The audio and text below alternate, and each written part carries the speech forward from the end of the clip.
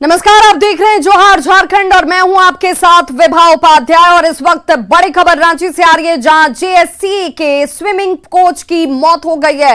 इलाज के दौरान कोच की मौत हुई है। कल चौथी मंजिल से कोच ने छलांग लगा दी थी। जेएससी परिसर में ही कोच की तरफ से छलांग लगाया जाता है। जेएससी के सभी अधिकारी अस्पताल पहुंचे हुए हैं। कल चौथी मंजिल से कोच ने छलांग लगाई थी। आज इलाज के दौरान मौत हो गई है कोच की। तो जेएससी के सभी अधिकारी इस वक्त अस्पताल में मौजूद हैं। जो जानकारी इस वक्त बड़ी सामने आती हुई, हालांकि इसके पीछे की वजह क्या रही, जेएससी के स्विमिंग कोच की मौत के बाद अब यह सवाल सभी के जहन में इस वक्त दौड़ता हुआ।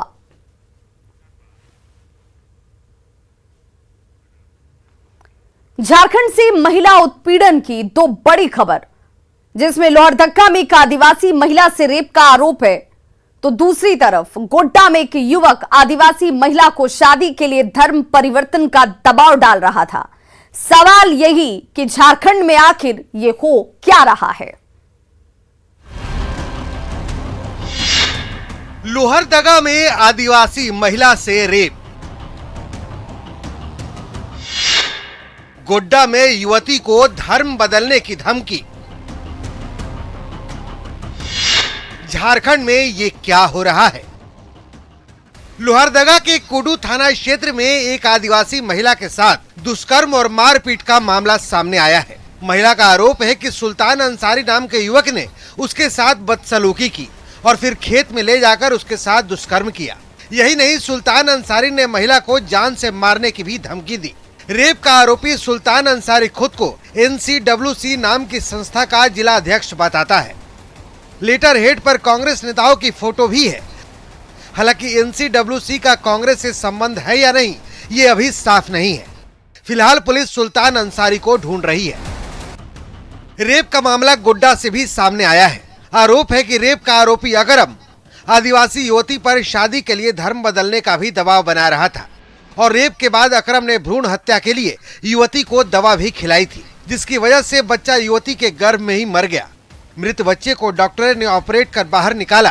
फिलहाल पुलिस ने अकरम को गिरफ्तार कर लिया है, लेकिन युवती के परिजन अब भी दहशत में हैं। महिला के घर वालों ने इंसाफ की गुहार लगाई है। झारखंड में इस तरह की घटनाएं लगातार बढ़ रही हैं। दुमका में शाहरुख ने एक छात्रा को जला दिया। रांची के ओरमांझी में मुस्लिम लड़के ने हिंदू लड़कियों पर दोस्ती का दबाव डाला। लोहरदगा में सुल्तान अंसारी पर रेप का आरोप लगा और गोड्डा में आदिवासी युवती को धर्म बदलने की धमकी दी गई। सवाल है कि झारखंड में ये क्या हो रहा है। न्यूज़ 18 के लिए लोहरदगा से आकाश साहू और गोड्डा से गौरव झा के साथ ब्यूरो रिपोर्ट। तो लोहरदगा मामले में झारखंड कांग्रेस की प्रतिक्रिया सामने आई है। प्रदेश प्रवक्ता राजेश सिन्हा ने कहा कि फर्जी संगठन बनाकर कांग्रेस को बदनाम करने की कोशिश की जा रही है। राजेश सिन्हा ने कहा कि ये पूरी तरह से फर्जी संगठन है। इस तरह की संगठन से कांग्रेस पार्टी का कोई वास्ता नहीं है। ये बिल्कुल पूरी तरह फर्जी संगठन है और ये संज्ञान में मामला आने के बाद त्वरित हमारे प्रदेश अध्यक्ष आदरणीय राजेश ठाकुर जी ने लोहरदगा एसपी से दूरभाष पर बात भी किया और कहा कि ऐसे लोगों पर अविलंब FIR दर्ज करके कड़ी कार्रवाई की जाए।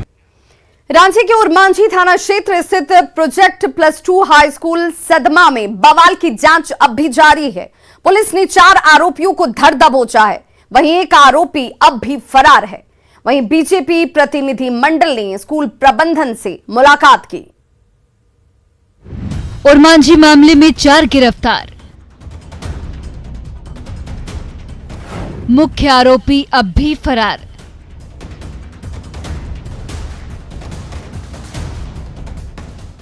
ओरमांझी के सदमा स्थित प्रोजेक्ट हाई स्कूल में टीचर्स डे के दिन बवाल हुआ था। घटना को करीब 1 हफ्ते हो गए, लेकिन डर अब भी बरकरार है। स्कूल खुल गए, लेकिन छात्र छात्राओं की संख्या काफी कम रही। क्या हुआ था उस दिन, कुछ जानकारी मिली थी? कुछ हंगामा हुआ था यहाँ पर बताया जाता है। नहीं पता। कई बच्चे आज नहीं आए हैं क्लास में? नहीं। क्यों नहीं आए हैं, कुछ पता चल रहा है? स्कूल पहुंची हो तो? हाँ, थोड़ा बहुत। क्या पता? नहीं पता सर।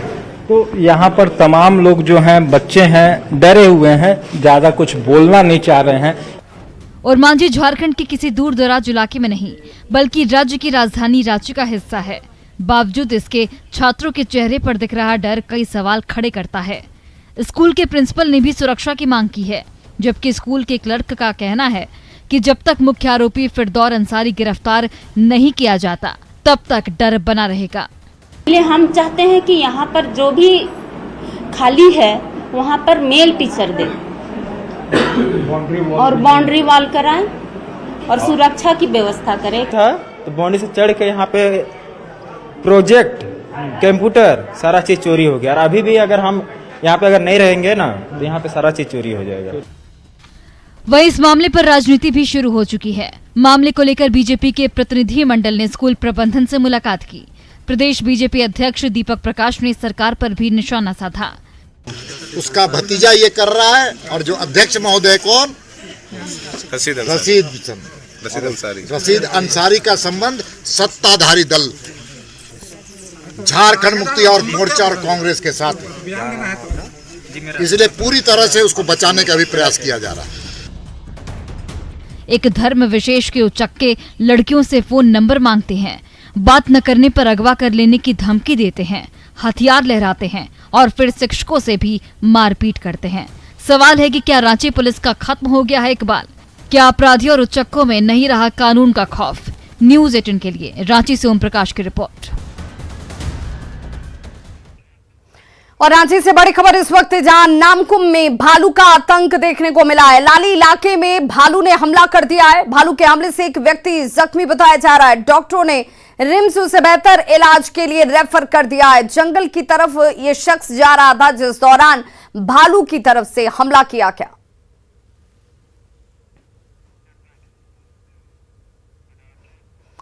रांची के उरमांझी के सदमा स्कूल में हुए बवाल के बाद शिक्षा विभाग भी अब मामले को गंभीरता से लेकर देख रहा है। शिक्षा विभाग के पदाधिकारी ने स्कूल पहुंचकर छात्र और छात्राओं से पूरे मामले की जानकारी ली। स्कूल प्रबंधन से स्पष्टीकरण मांगा गया। स्पष्टीकरण में ये पूछा गया कि आखिर स्कूल में उपद्रवी हथियार के साथ आखिर कैसे घुस गए। मामले के बाद पुलिस को जानकारी देने में देरी क्यों की गई, 5 दिनों का इंतजार क्यों किया गया, ये वो तमाम सवाल इस वक्त स्कूल प्रबंधन से पूछे जा रहे हैं शिक्षा विभाग की तरफ से। हम लोग यहाँ से स्पष्टीकरण मांगे हैं। मैम देरी यहाँ की जो प्रिंसिपल है उसको हम लोग आगे भेजेंगे और जो भी अपनी तरफ से कार्रवाई होगा उसको करेंगे। वित्त मंत्री रामेश्वर उरांव ने राज्यपाल के फैसला लेने में हो रही देरी पर कहा है कि राज्यपाल को जल्द ही इस पूरे मामले को साफ कर देना चाहिए।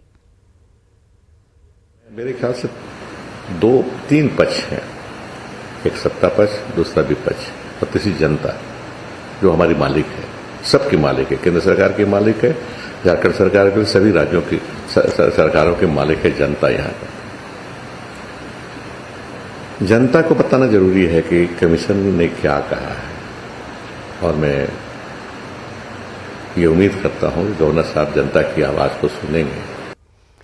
झारखंड के स्पीकर ने 1932 के खतियान को लेकर बड़ा बयान दिया है। मुर्गावनी राजनगर सड़क के मजबूतीकरण कार्य का शिलान्यास करने पहुंचे विधानसभा अध्यक्ष रविंद्रनाथ महतो ने कहा कि हम लोग शुरू में ही ये नारा लगाते थे कि झारखंडी का हो पहचान, जिसका 1932 का हो खतियान, यानी कि जिसके पास 1932 का खतियान है वही झारखंड के मूलवासी हैं। ने निर्णय लिया है कि नहीं, झारखंडी का पहचान अब हम लोग देंगे। और हम लोग शुरू में एक नारा लगाते थे, झारखंडी का हो पहचान, जिसका 1932 में का खतियान में होना, यानी जिसके पास 1932 का खतियान है वही झारखंडी है, वही मूलवासी है। आसू अध्यक्ष सुदेश महतो ने 1932 के खतियान के मुद्दे पर राज्य सरकार पर 30 महीने बाद भी नहीं जागने का आरोप लगाया है। साथ ही अब तक इसे लेकर कमेटी भी नहीं बनाई जाने को लेकर नाराजगी जाहिर की। सुदेश महतो जमशेदपुर में अखिल झारखंड पिछड़ा वर्ग महासभा की ओर से आयोजित सामाजिक न्याय सम्मेलन में भाग लेने पहुंचे हुए थे। उन्होंने पिछड़ा वर्ग को समाज की मुख्य धारा में आगे लाने के लिए संघर्ष पर जोर दिया। आधारित परिचय को स्थापित करने की मांग को लेकर लगातार बात कर रहे हैं। राज्य सरकार लगातार पहले तो इस बात को लेकर प्रदेश में वोट इकट्ठा करती है पद में आते हैं 30 महीना बीत जाते हैं तो चेतना नहीं जागती है। जब उनके ऊपर, सरकार के ऊपर गंभीर आरोप लगते हैं, सरकार के मुखिया के ऊपर गंभीर आरोप लगते हैं, तो सरकार उन सारे बुनियादी विषय पर हाउस में बातें करती है। बेहतर यही होता कि सरकार हाउस में आने से पहले उसकी तैयारी करती तो ईमानदारी लगता। ऐसे ही 30 महीना बीत चुके हैं, इसको लेकर कमेटी बनाने की बात कही, अभी तक कमेटी तक नहीं बना है। हमारा आंदोलन जारी है, मेरी लड़ाई जारी है और बहुत जल्द इसको और बारीकी देने के लिए हम लोग संघर्ष करेंगे। बोकारो की जंगड़ी उत्तरी पंचायत में सोना सोबरन धोती साड़ी वितरण योजना में वसूली का मामला सामने आया। बताया जा रहा है कि पीटीएस डीलर बलवंत सिंह धोती साड़ी के लिए 20 की जगह 30 रुपए ले रहा था। ग्रामीणों ने जब इसकी शिकायत मुखिया से की तो पंचायत प्रतिनिधियों की टीम ने डीलर के पास जाकर वसूली न करने की सख्त चेतावनी दी है और वसूले गए पैसों को वापस कराया गया। साड़ी बट रहा है तो वहाँ मतलब बोलने आए कि देखिए मेरा से 20 के जगह हम 30 ले रहे हैं, तो वही में हम लोग को जानकारी मिला तो वहाँ गए, तो वहाँ हम लोग वापस दिलवाएं उसको पैसा और उनको सामान दिलवाएं। श्रम मंत्री सत्यानंद भोक्ता ने अधिकारियों को चैम्बर से निकलकर क्षेत्र में रहने की सख्त हिदायत दी है। मंत्री ने समरणालय के कॉन्फ्रेंस हॉल में जिले के आला अधिकारियों के साथ विकास योजनाओं की समीक्षा को लेकर मैराथन बैठक की और सरकारी योजनाओं की समीक्षा की गई। उन्होंने मीडिया से बात करते हुए कहा कि गरीबों के लिए चलाई जा रही सरकार की महत्वाकांक्षी योजनाओं को धरातल पर उतारने और उसमें पारदर्शिता लाने के लिए सरकार पूरी तरह से कटिबद्ध है। सरकार की योजना है, जो मापदंड है, उसको कागज कलम में भी देखना है और बाकी जमीन पर भी देखना है कि धरातल में काम हो रहा है नहीं हो रहा है। आखिर पता कैसे चलेगा कि हम जो दे रहे हैं वहाँ मिल रहा है कि नहीं, ये सबको मॉनिटरिंग करना। झारखंड के जेडीयू प्रदेश अध्यक्ष खीरू महतो के नेतृत्व में सभी जिला अध्यक्षों की बैठक बुलाई गई। बैठक में सदस्यता अभियान को गति देने और संगठन को मजबूत करने का निर्णय लिया गया है। बैठक के बाद मीडिया को संबोधित करते हुए खीरू महतो ने 16 अक्टूबर को रांची में होने वाले जेडीयू के राष्ट्रीय अध्यक्ष ललन सिंह के कार्यक्रम की जानकारी दी और कहा कि संगठन विस्तार के उद्देश्य से 25 लाख लोगों को जेडीयू की सदस्यता दिलाने का लक्ष्य रखा गया है।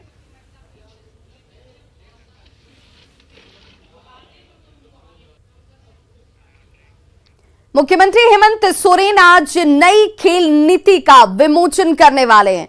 नई खेल नीति में पंचायत से लेकर राज्य स्तर तक के खिलाड़ियों के बीच वातावरण तैयार होगा। साथ ही साथ राज्य के हर ब्लॉक में उच्च कोटि के खेल मैदानों का विकास किया जाएगा। झारखंड खेल नीति 2022 में खेल और खिलाड़ियों को बेहतर प्रशिक्षण देकर राष्ट्रीय और अंतर्राष्ट्रीय स्तर के खिलाड़ी बनाने में उनकी भूमिका सुनिश्चित की जाएगी। उसके अनुरूप उन्हें तैयार किया जाएगा और इसे लेकर ही प्रावधान तय किए गए हैं। सरकार राज्य के प्रतिभाशाली खिलाड़ियों का चयन कर खेल के क्षेत्र में आगे बढ़ाने की कोशिश करेगी। खिलाड़ियों की प्रतिभा की पहचान कर उनको प्रशिक्षण दिया जाएगा। खेल के क्षेत्र में अपना भविष्य संवार रहे झारखंड के खिलाड़ियों के लिए आज का दिन खास है। खास इसलिए है क्योंकि राज्य के मुख्यमंत्री हेमंत सोरेन आज खेल नीति 2022 का विमोचन करेंगे। झारखंड मंत्रालय में ये कार्यक्रम है और इसको लेकर तैयारी भी चल रही है। आपको यहाँ बता देना जरूरी है कि जिस तरह से झारखंड के अंदर खिलाड़ियों को आगे बढ़ाने के लिए, चाहे वो स्कूल लेवल पर हो, कॉलेज लेवल पर हो, जिला लेवल पर हो, जो शिक्षा ग्रहण कर रहे छात्र हैं उनको भी कैसे खेल के क्षेत्र में आगे बढ़ाया जाए, इसको लेकर एक नीति भी तैयार कर ली गई है। इस नीति की खासियत यह है कि जितने भी खिलाड़ी हैं, चाहे वो पंचायत की बात करें, प्रखंड की बात करें, जिला की बात करें, राज्य स्तर की बात करें, खेल से संबंधित योजनाओं से उन्हें जोड़ते हुए उन्हें आगे बढ़ाने और राष्ट्रीय और अंतर्राष्ट्रीय स्तर पर उनकी पहचान को स्थापित करने की योजना है। इसी तरह अगर हम आगे बात करें तो जिस तरह से झारखंड के अंदर में आपने देखा होगा कि खिलाड़ियों को सीधी नियुक्ति भी की जा रही है। खिलाड़ियों को छात्रवृत्ति देने की बात करें, उनको इंश्योरेंस प्रदान करने की बात करें, जो पूर्व खिलाड़ी हैं उन्हें पेंशन देने की बात करें, कई ऐसे जो ऐसे खेल मैदान हैं उन्हें उन्नत करने की बात करें, जो अगर ब्लॉक स्तर पर बात करें कि ब्लॉक में जो इस वक्त मैदान है उन्हें इस योग्य बनाना है कि वहां खिलाड़ी अच्छे से प्रशिक्षण ले सकें, खिलाड़ियों को साथ साथ अगर हम नियुक्ति के क्षेत्र में भी बात करें, चाहे वो शिक्षा की बात करें या फिर रोजगार के क्षेत्र में जो सरकारी नियुक्तियां होती हैं उसमें अगर आरक्षण की बात करें तो ये सारी चीजें हो रही हैं। तो ये तैयारी है, आप इस वक्त देख सकते हैं कि दोपहर में कार्यक्रम होना है और ये जो तैयारी इस वक्त आपके सामने इस कैमरे के सामने हम दिखा रहे हैं स्क्रीन पर कि किस तरह से जब राज्य भर के जो खिलाड़ी हैं यहाँ जुटेंगे और आज खेल नीति 2022 का विमोचन होगा तब अंदर का क्या दृश्य होगा। कितने देर में ये तैयारी पूरी हो जाएगी? सर 1 घंटा में कम से कम। 1 घंटे? हाँ 1 घंटे में हो जाएगी। 11 बजे तक हम लोग को कंप्लीट कर देना। क्या क्या करना है आप लोग को? वही 2-3 को गेट बनाना है, गेंदा गेट और बुके बनाना है, 10-20 बुके देना है। अच्छा। और अंदर हॉल में? हॉल में फूल का गार्डन होगा, पोडियम में और दीप में लगाना है। देखिए ये तैयारी है और मैंने कहा कि झारखंड के खिलाड़ियों के लिए आज का दिन बहुत खास है। आप इसी से समझ सकते हैं कि अगर खेल नीति 2022 का विमोचन होना है और आज यहां से राज्य को एक नई खेल नीति मिल जाएगी और जो खिलाड़ी अपना भविष्य निखारना चाहते हैं इस खेल के क्षेत्र में उनके लिए एक बेहतर अवसर भी होगा। कैमरा पर्सन संत के साथ अविनाश कुमार, न्यूज़ 18 रांची। तो सुखाड़ को लेकर झारखंड मंत्रालय में राज्य सरकार की बड़ी बैठक हुई। हेमंत सोरेन के नेतृत्व में हुई बैठक में पता चला कि झारखंड में 145 प्रखंड में भीषण सुखाड़ वाले हालात बने हुए हैं, जबकि 98 ऐसे प्रखंड हैं जहां आंशिक सुखाड़ जैसे हालात हैं।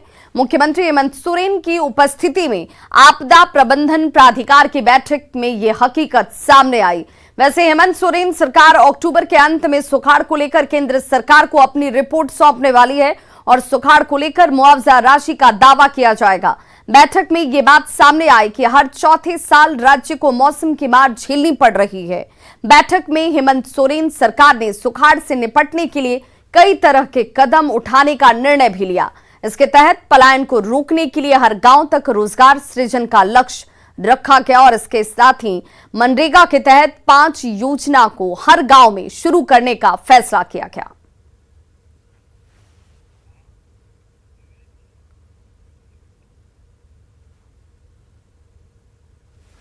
और आने वाला समय में इसकी समीक्षा करते रहेंगे लगातार और हमारी प्रयास है कि ग्रामीण क्षेत्र के लोग को हम लोग अधिक से अधिक राहत दे पाएं, रोजगार दे पाएं, उनके आय में वृद्धि हो और जो बाहर पलायन करने की